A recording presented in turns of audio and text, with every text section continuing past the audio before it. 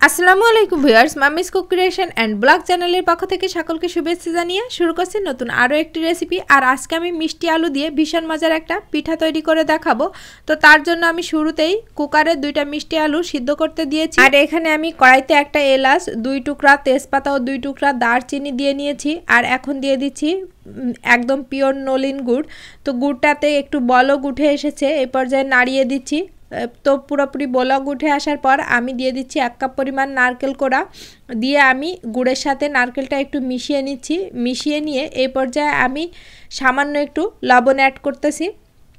লবণটা অ্যাড করার পর আমি আরও একটু মিশিয়ে নিব। মিশিয়ে নিয়ে এই পর্যায়ে আমি 1 চা চামচ পরিমাণ আটা দিয়ে দিচ্ছি।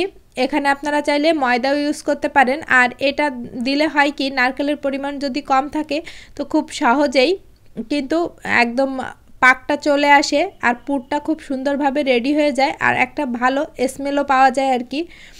তো এই তো দেখতেই পাচ্ছেন পুরটা কত তাড়াতাড়ি একদম পারফেক্টভাবে রেডি হয়ে গিয়েছে।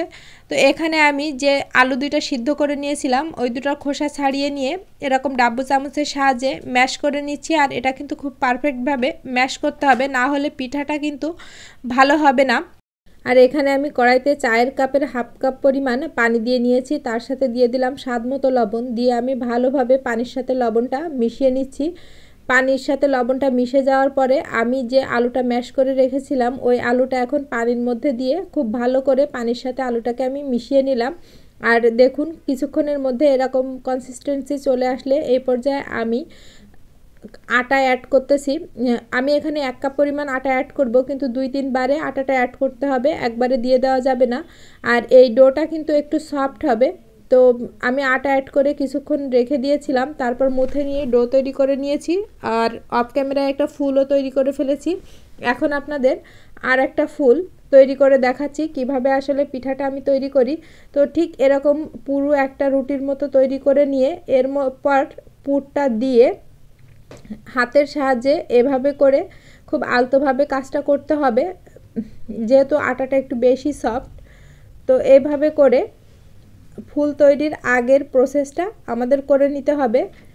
আর এখন আপনাদেরকে আমি খুব স্মুথলি পুরোটা দেখিয়ে দিচ্ছি। তো এতক্ষণ ধরে যারা ধৈর্য সহকারে আমার ভিডিওটি দেখছেন সকলকে জানাই অসংখ্য ধন্যবাদ। আমার ভিডিওটি যদি কোথাও একটু ভালো লেগে থাকে প্লিজ ভিডিওতে একটা লাইক দিয়ে দিবেন। আর যদি সম্ভব হয় আমার চ্যানেলটিকে সাবস্ক্রাইব করে আমার পাশে থাকতে পারেন।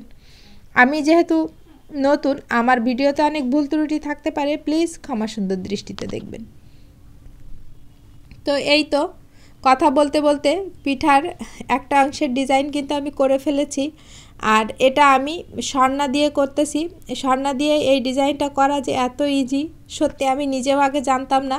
এই পিঠা তৈরি করার পর এখন মনে হচ্ছে এই পিঠা তো প্রতিদিনই তৈরি করা যায়।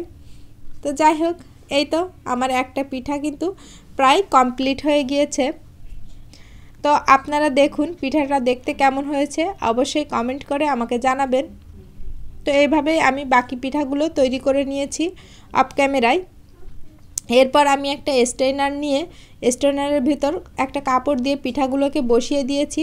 তারপর সেই কাপড়টা দিয়ে পিঠাগুলো ঢেকে চুলায় একটা পাতিল বসিয়ে পানি গরম করে নিয়েছি।